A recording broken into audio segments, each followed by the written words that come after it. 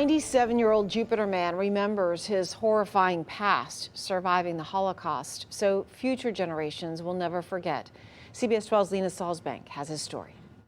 No more pictures. That's it? Leo Wynn is 97 years old and living in Jupiter, Florida, but his teenage years in Poland are still vivid memories. I was 16 years old when the war broke out. Germans took our city within a couple of days. Boom.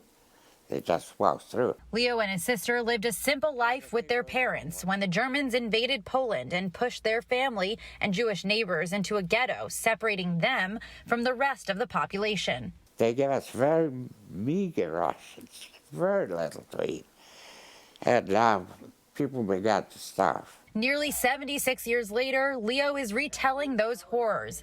After putting pen to paper, his autobiography, Cry If You Can, is for sale. Why cry as you can? One day in the ghetto, in a winter day, terrible day, my mother was lying with me in her own bed, frozen, cold. She opened up her eyes and she said, "The game is over." That's what she said. And after that comes a puff, and that was it. And at that moment, I looked at my sister, and we embraced each other. But we couldn't cry. Leo lost his mom and dad in the Lodz ghetto, leaving him and his sister to care for one another. I was sentenced to go to one of those camps, me and my daughter and my sister.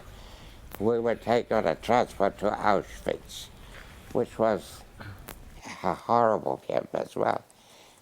But it was not an immediate death camp. And on the highest holiday, Yom Kippur, his sister was sent to the gas chambers, where she died. I've been living with that.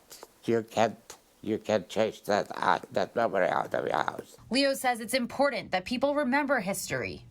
And I said, when I die, all of the memories that I have accumulated in here, all of that wisdom of stupidity, all of the whatever you call it, murder, slaughter, whatever you call hatred, is in here. The 97-year-old lives with his 95-year-old wife, who is also a Holocaust survivor from France. The couple raised 3 children and now have 6 grandkids. They continue to tell their stories so no one ever forgets. I want people to remember it because it's one of the most horrible things that happened in the history of the world.